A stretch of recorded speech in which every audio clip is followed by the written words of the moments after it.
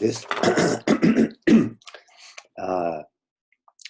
uh, this module being filmed during the coronavirus crisis in New York City is a supply and demand module on the wage labor market in the USA.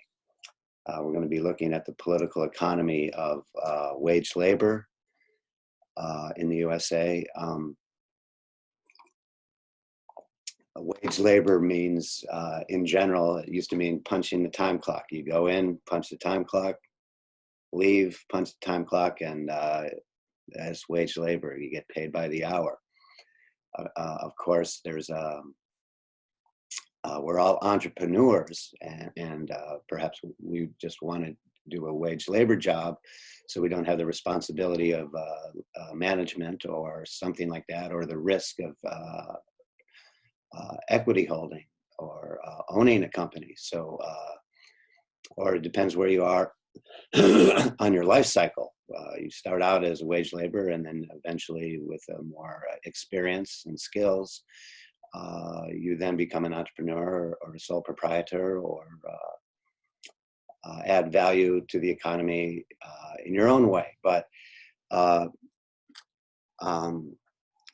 and this is a holdover from, I believe, Marxian thinking, is that you have this category called the worker, and the worker would be the wage labor market.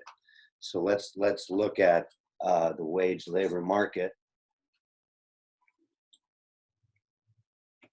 the political economy of the wage labor market. So we start by labeling the market, the wage labor market. And then we're in perfect competition, start with perfect competition.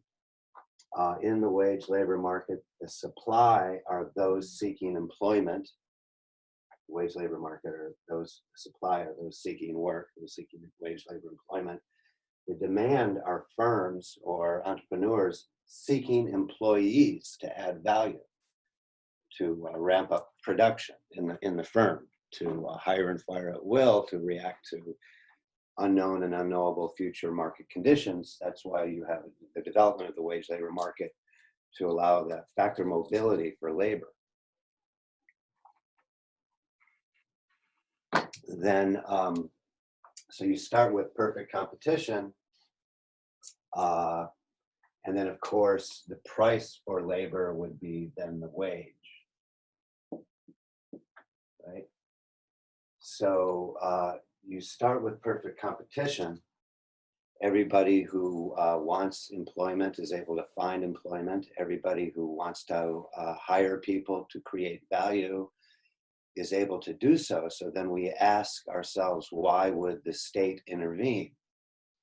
And so then you say, who benefits? Well, politicians benefit from the minimum wage because they can promise higher standards of living.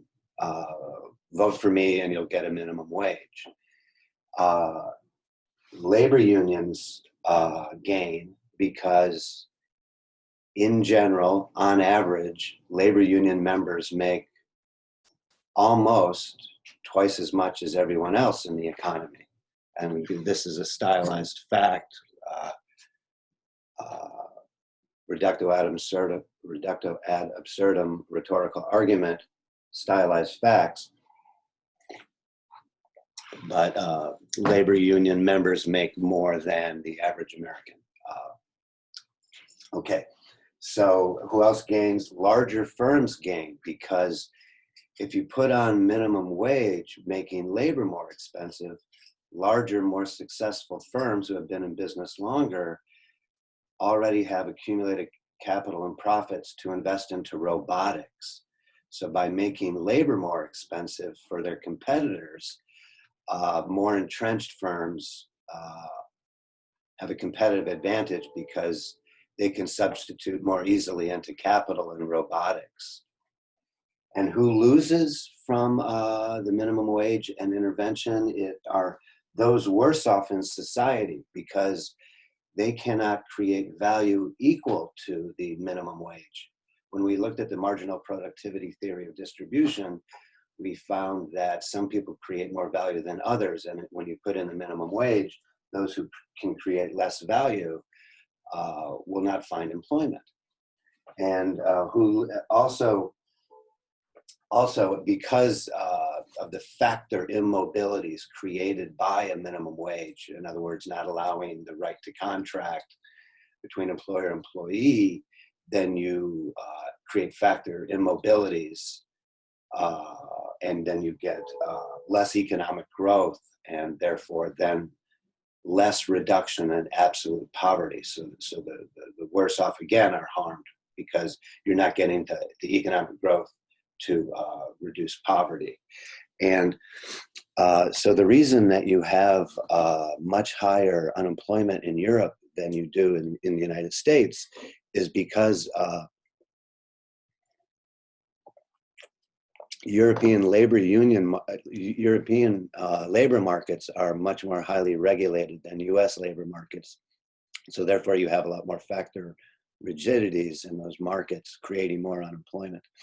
So let's look at the wage labor market, and then now let's look at the intervention.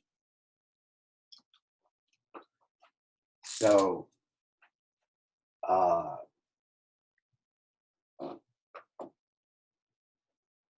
so here's the market clearing wage, and this would be number of hours or number of employed, the quantity. So you put in a minimum wage. Minimum wage or price control.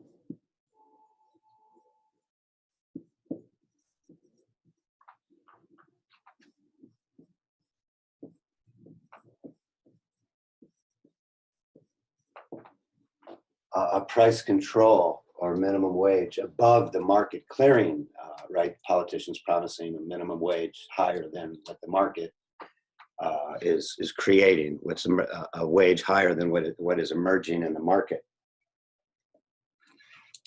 And so we know from Hayek's paper, 1945 paper, Use of Knowledge in Society,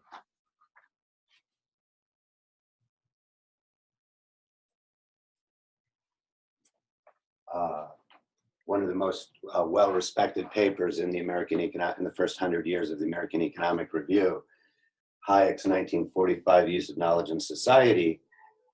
We know that oftentimes when you have interventions preventing the emergence of the market price, it causes social crisis. So an example, in this case, the social crisis is the unemployment created by the minimum wage for those worse off. So here, under the new price control minimum wage, you have the demand for labor is less, and the supply for labor is greater. So that means that here, the difference between the supply of labor and the demand for labor, this is unemployment.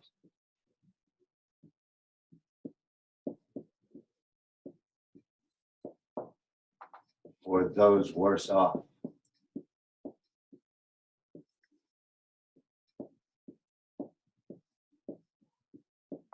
Because they cannot create value equal now to the higher minimum wage. So those who can create less value lose their work first. So the minimum wage creates unemployment for those worse off.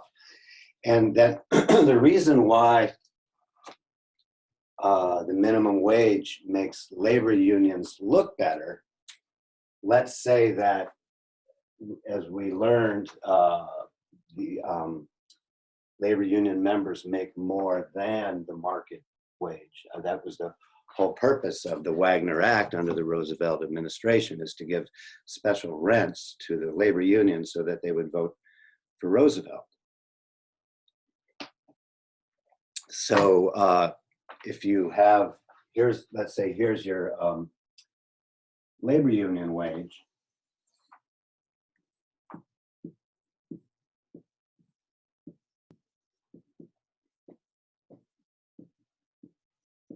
You'll see that with the minimum wage now, the minimum wage is closer to the labor union wage. So now firms are more likely to use labor union labor because at the margin it appears to be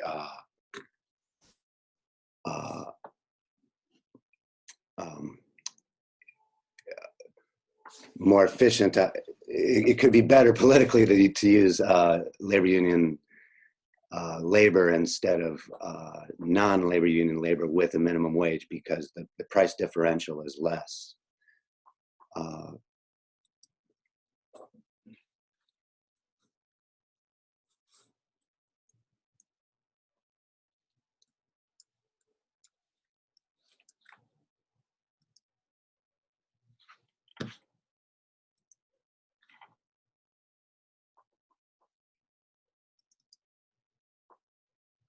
So this is from Gregory Mankiw's, who's the chair of the Harvard University Economics Department. And he did a survey of the members of the American Economic Association and found that here, 70, number 12 here, a minimum wage increases unemployment among young and unskilled workers. So 79% of economists agree that unemployment, or that the minimum wage creates unemployment for those worse off. That's from Gregory Mankiw's blog, which he has also published. So that completes our module on supply and demand in the wage labor market in the USA. Thank you.